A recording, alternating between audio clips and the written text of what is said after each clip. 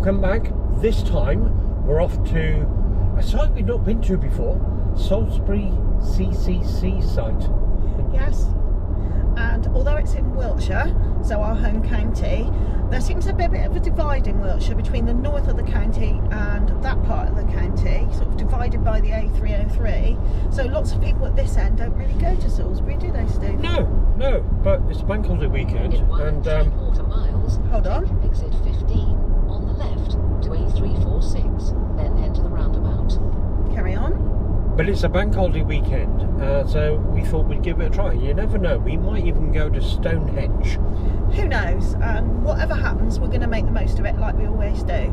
And one little tip, don't forget to explore sites that are really, really close to where you live that you've never visited before. Indeed.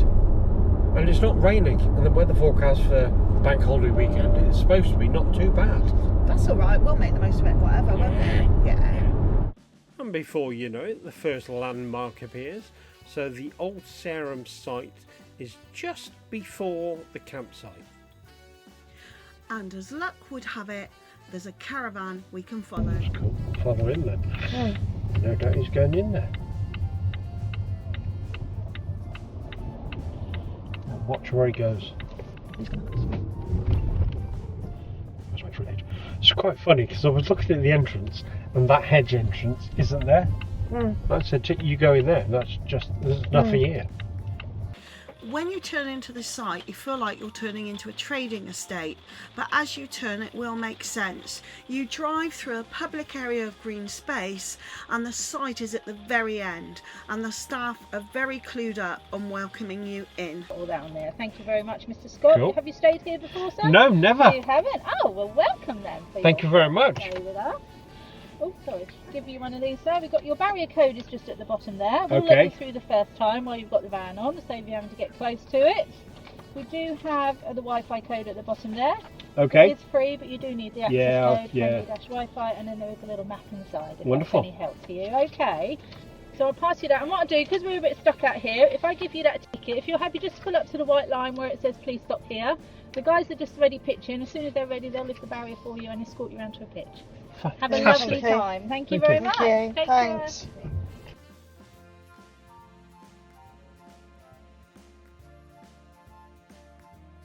Perfect, thank you guys. Have you got your ticket there for me, please? Little ticket. Sorry about that, guys. There we go. They decide to go out and then come back at 1:30 on our busiest day. Oh, that's a good idea. Yeah, Oh, yeah, brilliant. okay. Yeah, I wonder why they can't get through. Have we been here before, guys? Never. Never. Right, okay. So, any special requests? Do you want to be quite close The to only thing with facilities? satellite dish, that's all. Satellite. So I You need should- south-ish. Okay, well, you should be okay with most pitches. Now the site itself is an actual oblong shape. So we are instructed to go all the way down past all this lot and then back up round the other side. You can see obviously at the bottom here, things are at a bit of a slope, which is why they're filling up the top end first. So we're here.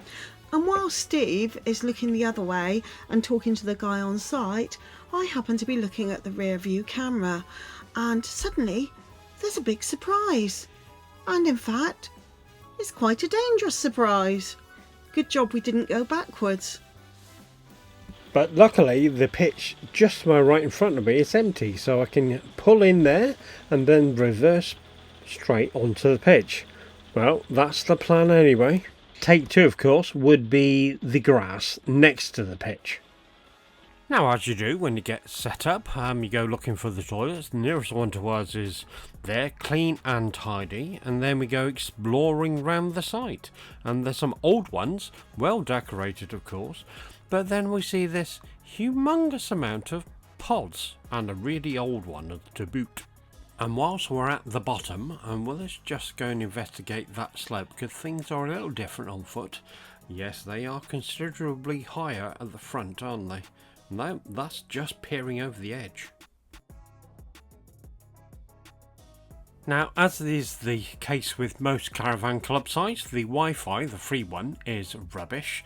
The little Wi-Fi box that we have was also under 10, which is not what we wanted better than that, so it meant the aerial had to go up. We connected that to the Wi-Fi box instead, where we got the speeds. Come on then, let's get the app up, and over 10 would be nice. There we go, on Sky, and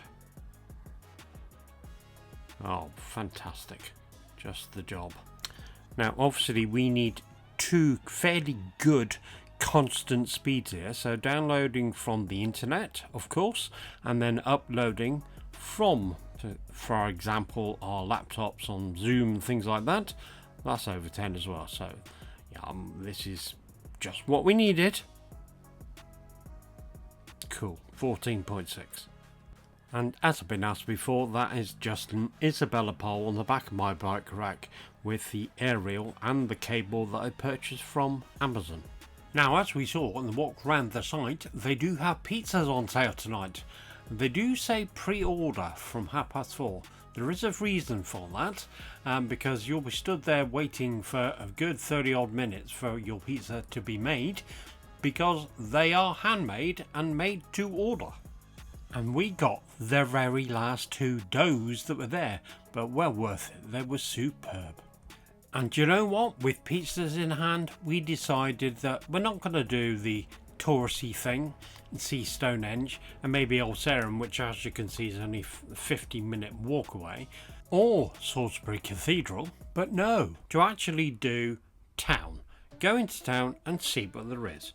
So, at the back of the site, we take the little windy path that goes all the way down to the bottom of the hill here and goes through to a housing estate. Now the walk itself is only 20 minutes, and now that we know they're on the right track, we found the alleyway that the reception had told us about, and it has a nice gentle walk, as you can see, along the river which goes into the middle of town. City, sorry. Obviously being a nice day, there are some supports, but then over this bridge, bit of a double take, 1898, no machinery. Wow. And then there's this, almshouses. I don't think I've ever seen almshouses at all, but they do exist, look. And there it was, 35 minutes later, we're in the middle of town and it opens up into a market. How fantastic. Now we're not going to bore you to tears with the shopping experience, but suffice it to say it was fantastic because there was independent shops. But that antique market had food on the 3rd floor. Now something I hadn't seen before was, did you see that? That helmet lit up when she hit the brakes. How cool is that? And back at the site we noticed a plane going over, and then from that plane we noticed lots of people jumping out. Not just 1 or 2, but lots and lots. Now some of you may be thinking, anyone who does that must be a complete nutter. But we know these people, we know this company, because a few years ago I paid for Steve to have a skydive as a major birthday present. That's right, you tried to kill me. Yeah, some might say I tried to kill him, but he had an absolutely wonderful experience. Obviously for Steve it was a tandem event, you know, he wasn't on his own, but he was so buzzed up by the time he got to the floor, and we were so nervous, and he just had a fantastic time. So yeah, but the upsell was fantastic, wasn't it? They started off on the entry level one. Now I ended up doing 15,000 feet, falling through the crowds. It was fabulous. Yes, they do the upsell. Brilliant marketing, and the company we used is called Go Skydive, and they are based in Salisbury. So yeah, we completely understand why people want to get in the air and jump out of a plane and have that fantastic experience.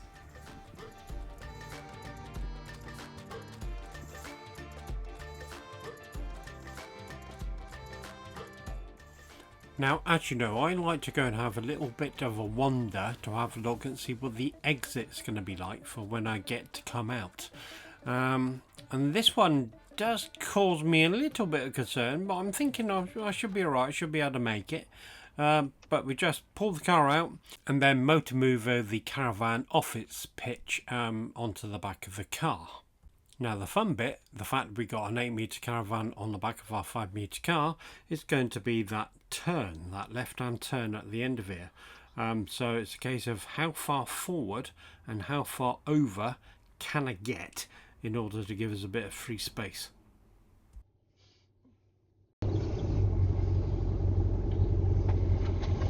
Do we have to give keys or anything back? No, no, the barrier should let us out. There's only a code to get in. Oh, okay.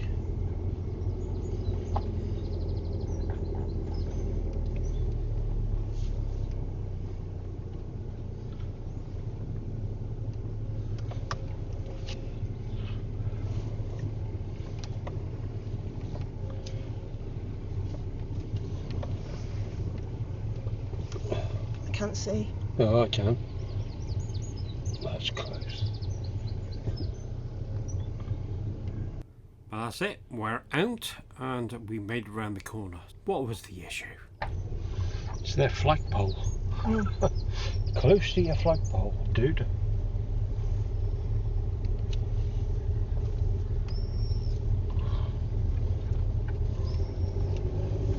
So what did you say? Some running? charity fundraising event for men's mental health charity or something.